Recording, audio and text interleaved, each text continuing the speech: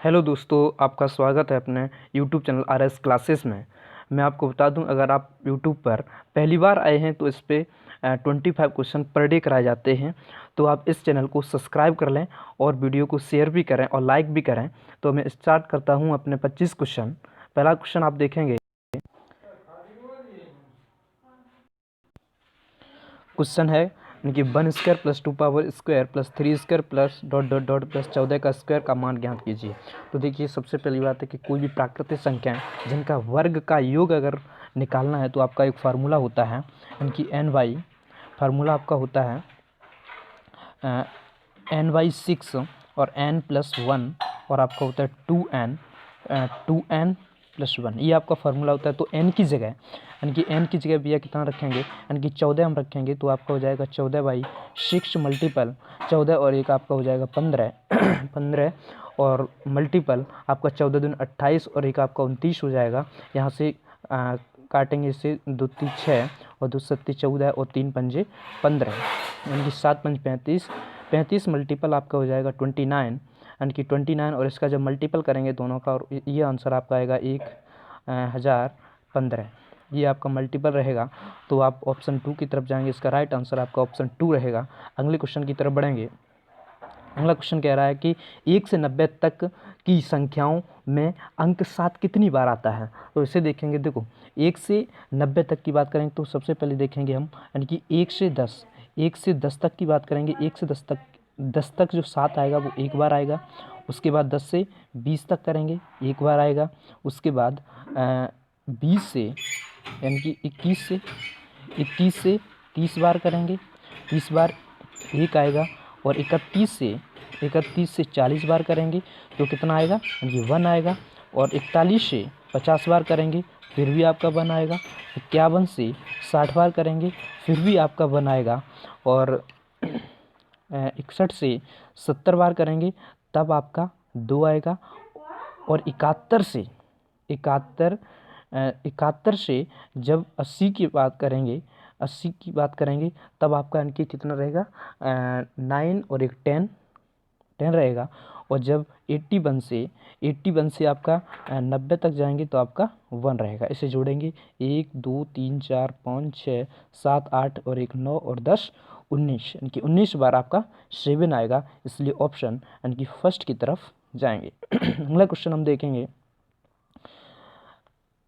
अगला क्वेश्चन है कि रूट, यानी कि 1500 प्लस रूट 441 का मान ज्ञात कीजिए। तो देखिए, 441 का पहले हम वर्गमूल निकालेंगे। 441 यानी कि 21 का वर्ग होता है 441।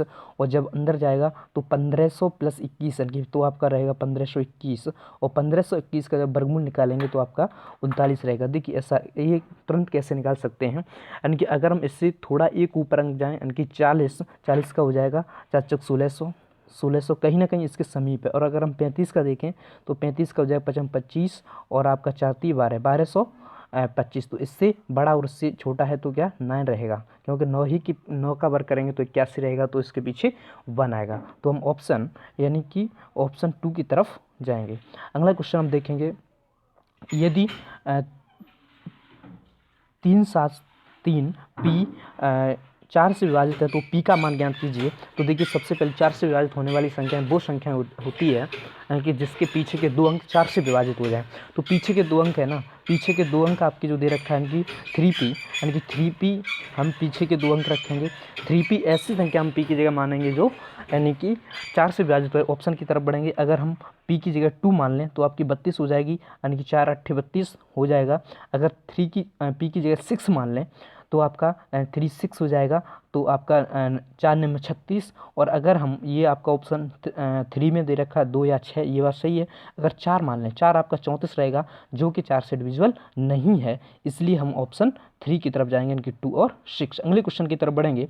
अगला क्वेश्चन कह रहा है 12 से 1/2 प्लस 12 से 1/3 प्लस 12 से 1/6 का मान ज्ञात कीजिए। तो देखिए, इससे हम क्या करेंगे, इसे 12 plus 1/2 plus 12 plus 1/3 plus 12 plus 1/6, ये भी लिख सकते हैं। तो 12 12 12 इनकी 36 हो जाएंगे। और प्लस आपका रहेगा 1/2 प्लस 1/3 और प्लस 1/6। इसका ये अलग हम करेंगे तो इसका एलसीएम लेंगे तो 6 रहेगा। 2 3 6 प्लस 3 दूनी 6 प्लस 1, यानी कि 6/6 6 ये कटेगा 1 आएगा, तो यानी कि 36, तो आपका रहेगा 36 + 1 यानी कि इक्वल 37, यानी कि ऑप्शन हम 2 की तरफ बढ़ेंगे।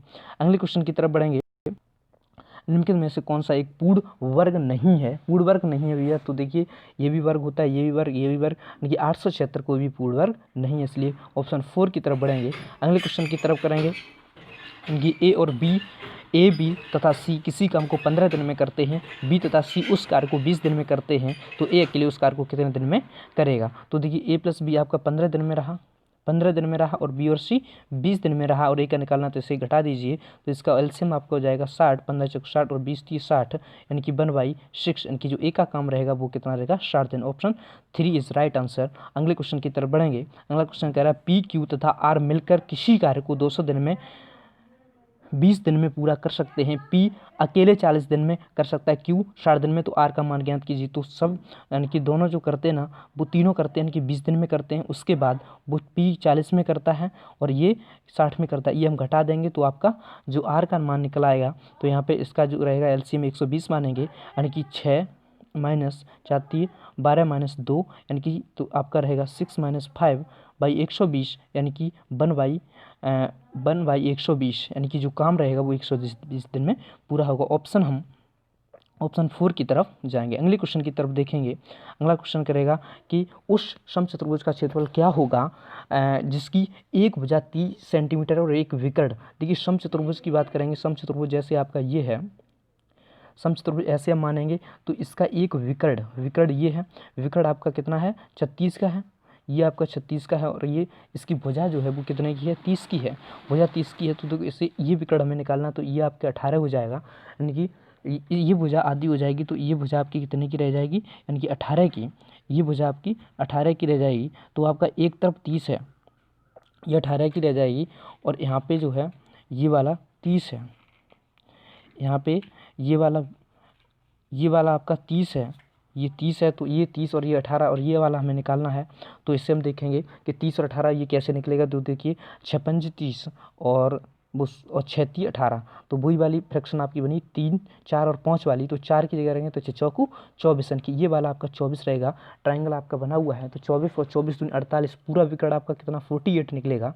तो एक विकर्ण आपका रहा 36 और एक आपका रहा 48, और इसका समचतुर्भुज का क्षेत्रफल निकालेंगे तो 1/2 विकर्णों का गुणनफल रहता है, तो 1/2 यानी कि विकर्णों का गुणनफल, और 2 18 दूनी 36, और 18 × 48 का मल्टीपल करेंगे तो आपका आ जाएगा 864, या आंसर आपका रहेगा।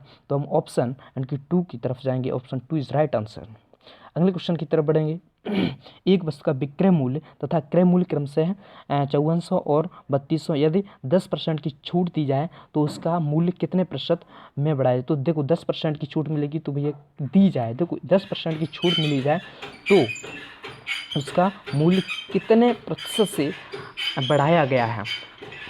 देखो ये थोड़ा घुमाया हुआ सवाल है, यदि छूट मिले ये कह रहा है, तो देखो छूट यहाँ पे इसमें 52 पर आपका दे रखी होगी, यानी कि इसमें देखिए आप 52 जो 5200 है इस पर छूट देंगे अगर 10%, तो आपका यानी कि 9/10 रहेगा, तो 9/10 रहेगा, इस पर 10% की छूट मिलेगी, 9/10 रहेगा, तो ये आपका रहेगा 0 9 दूनी 18, और आपको हो जाएगा 9 दूनी 18 और 9 5 45, यानी कि 4680 रहेगा, 4680 रहेगा, जबकि आपका ये कितना था? 5400 है, विक्रय मूल्य 5400 है, तो यहाँ पे 1% की बात करेंगे, 1% आपका हो जाएगा 46.80, तो जब इसका इसमें डिवाइड करेंगे 55 में, तो आपका जो आंसर निकल के आएगा वो 15 पॉइंट कुछ निकल के आएगा। तो हम आंसर इसका देखेंगे, इसका आंसर आपका रहेगा 4 आंसर 15 पॉइंट, यानी कि 15.38 आंसर रहेगा, 15.38 आपका आंसर रहेगा। अगले क्वेश्चन की तरफ बढ़ेंगे। एक वस्तु का क्रय मूल्य 3600 रुपये है, उसे 15% के लाभ पर बेचा गया, यदि वस्तु को 8% छूट पर बेचा गया तो वस्तु का अंकित मूल्य क्या था? देखिए 3600 इसका था, 3600 इसका वो था, 15% लाभ पर बेचा गया, 15% लाभ का मतलब हो जाएगा 15 की फ्रैक्शन जब हम करेंगे, 15 की जब हम फ्रैक्शन करेंगे, 1 मिनट, 15 की जब फ्रैक्शन करेंगे तो यानी कि 15 जैसे आपका होता है 15, यानी कि 15/100 की बात करेंगे, या तो 15 की जो फ्रैक्शन रहेगी तो आपकी कितनी रहेगी, यानी कि 2 5 10, यानी कि 2/100 2 आपका कितना रहेगा, 15 की जो फ्रैक्शन रहती है ना, जैसे 15 की फ्रैक्शन रहेगी यानी कि 15 यानी कि 3/20 रहेगी, और लाभ किया गया है तो 3 यानी कि 20 रहेगा। और उसके बाद कह रहा है 8 की छूट दी गई, छूट की बात करेंगे, 8 की फ्रैक्शन की बात करेंगे, 8 फ्रैक्शन की बात करेंगे तो आपका रहेगा यानी कि 4 दूनी 8/25, 25 छूट की बात की गई तो आपका 25/23 की बात रहेगा। 23 से आपका डिविजिबल होगा, इससे हम ये काटेंगे तो आपका हो जाएगा यानी कि 180।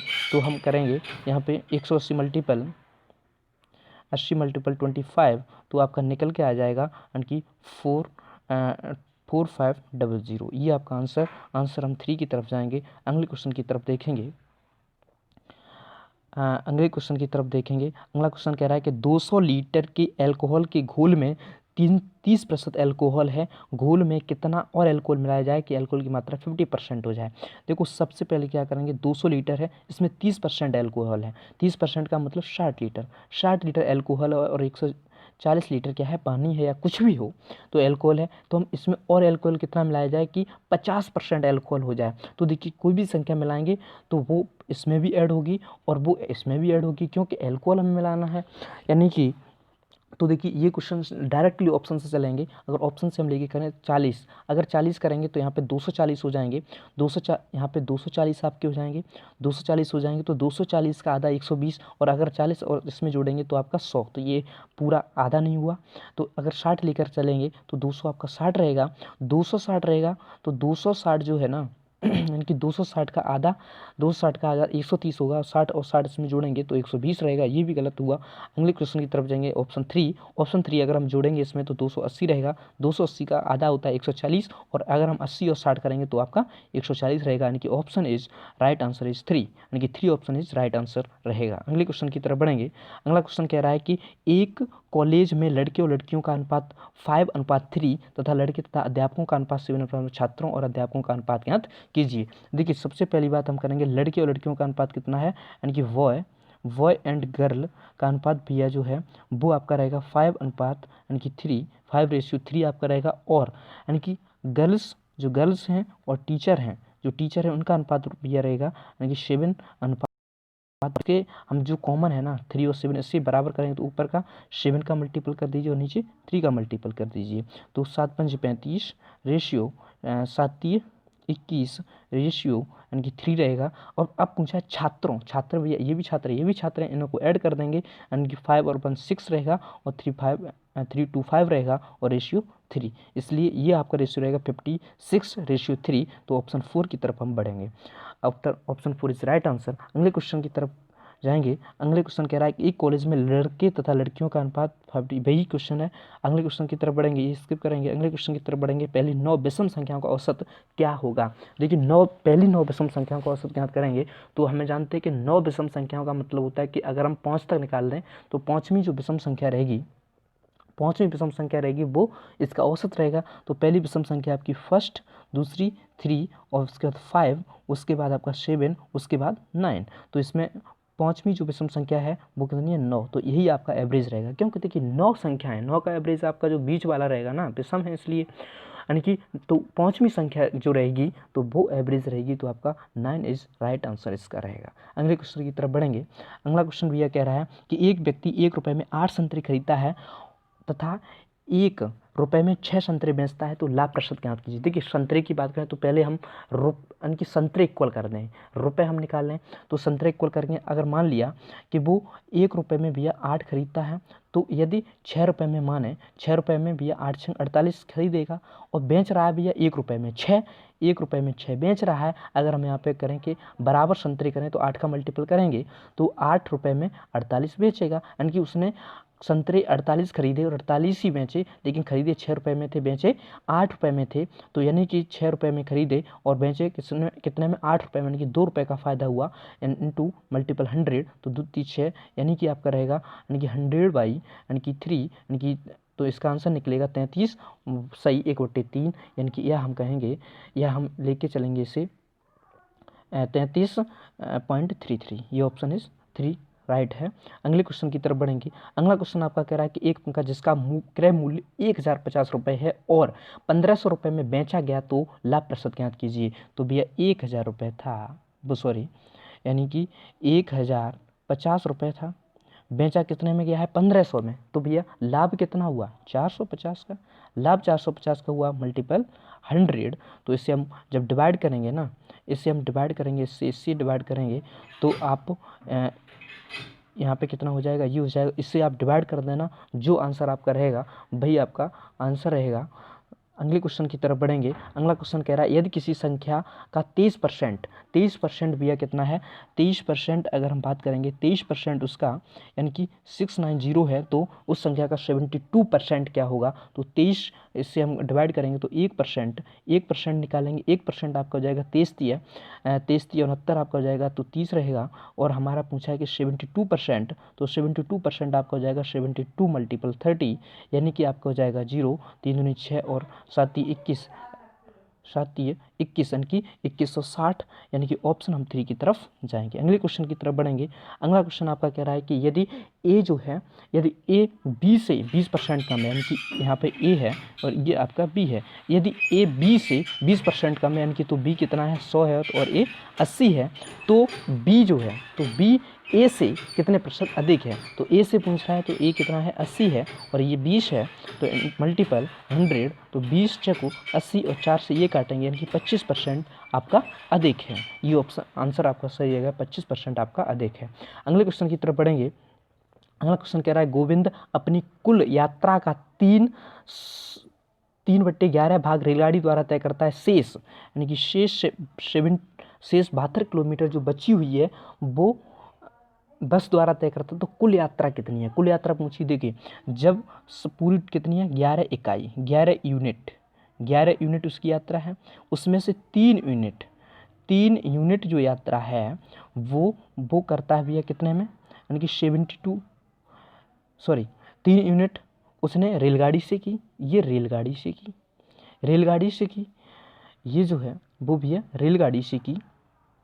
3 यूनिट यानी कि ट्रेन से, ये ट्रेन से की। अब बची कितनी भैया 8 यूनिट जो है, 8 यूनिट बची हुई है, वो कितनी है 72 किलोमीटर। तो 8 निम 72, यानी कि एक यूनिट की बात करेंगे तो आपका 9 किलोमीटर रहा। अब बता पूरी कितनी थी 11 यूनिट थी, पूरी 11 थी, तो 11 मल्टीपल 9 बराबर आपका रहेगा 99 किलोमीटर। पूरी यात्रा पूछिए तो 99 किलोमीटर आपकी रहेगी। तो ऑप्शन हम 2 की तरफ जाएंगे। अगले क्वेश्चन की तरफ बढ़ेंगे। अगला क्वेश्चन कह रहा है कि शांत जल में एक व्यक्ति की गति 10 किलोमीटर प्रति घंटा है, यदि धारा की गति 2 किलोमीटर है प्रति घंटा है, तो उसे धारा के अनुकूल दिशा में कुछ दूरी जाने में जितना समय लगता है उससे 3 घंटे अधिक समय धारा के प्रतिकूल दिशा में जाने में लगता है। तो दूरी ज्ञात कीजिए। देखिए यदि वो क्या कह रहा है 10 किलोमीटर है, तो धारा के अनुकूल भैया जो चाल हो जाएगी वो 10 + 2 हो जाएगी, यानी कि 12, और धारा के प्रतिकूल जाएंगे तो आपका रहेगा 10 - 2 यानी कि 8। तो अब जो दूरी होगी ना, जो अंतर है, जो दूरी होगी वो 12 से डिविजिबल होगी और 8 से भी डिविजिबल होगी, और जो आएगा ना घंटे आएंगे उनका अंतर भी 3 रहेगा। ऑप्शन हम उठा के तुरंत देखेंगे। अगर 12 × 3 = 36, अगर 3 पहला वो उठाएं तो 12 × 3 = 36 और 8 चको 32, 8 × 5 = 40, ये कटेगा नहीं 8 से, तो ये ऑप्शन तो होगा ही नहीं। 72 की तरफ बढ़ेंगे तो 12 × 72, 6 बार गया और 8 निम 72। देखिए 6 और 9 इनके अंतर कितना का है 3 घंटे का, तो यही ऑप्शन आपका राइट रहेगा 72। अगले क्वेश्चन की तरफ बढ़ेंगे। अगला क्वेश्चन कह रहा है एक निश्चित राशि चक्रवृद्धि ब्याज पर 6 वर्ष में के गुना हो जाती है, तो 24 वर्ष में वह कितने गुना हो जाएगी। अगर ऐसा क्वेश्चन अगर आ रहा है तो आप क्या करेंगे, जो ये आ रहा है ना कि 6 वर्ष में के गुना हो जाएगी, तो 24 वर्षों में क्या होगी, तो आप 24 में 6 का भाग देंगे, 6 × 4 = 24, और जो 4 आएगा ना वो के पे पावर आप चढ़ा देंगे, तो के पे पावर 4 इसका राइट आंसर रहेगा, यानी कि ऑप्शन 2 इज राइट आंसर। अगले क्वेश्चन की तरफ बढ़ेंगे। अगला क्वेश्चन, बस ये आपके क्वेश्चन थे जो आपके एसएससी की प्रीवियस ईयर पेपर थे, उसमें से ये हमने क्वेश्चन कराए हैं। आप बता दें कि पर डे आपका 25 क्वेश्चन होते हैं। आप सेशन को देखें और इसे वीडियो को लाइक करें, शेयर करें और चैनल को भैया सब्सक्राइब ज़रूर करें, जिससे कि आपको रोज़ाना अपडेट मिलती रहे कि आप रोज़ाना 25 क्वेश्चन करते रहें, वो भी बिल्कुल सिंपल तरीके से। Thank you for watching this video.